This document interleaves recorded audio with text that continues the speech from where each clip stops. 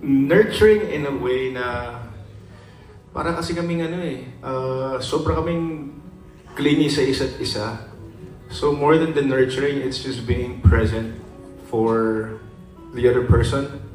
Na it was so easy for us to gel, it was so easy for us to bond. Open yung lahat. So more than the nurturing, it's yung bonding na nabuo. Walang matanda, walang bata, lahat kami, we're all the kids of Inay. Na talaga namang the way she took care of us. Spoiled kami sa set. Pag may pawis, nandyan siya. Spray ng pangpawala ng pawis, may lampin agad.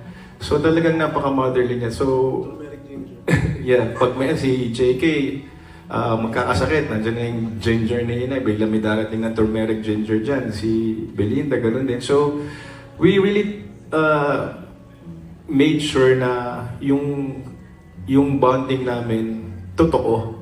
Totoo talaga siya. So, more than being the kuya, I enjoyed being the son of Inay.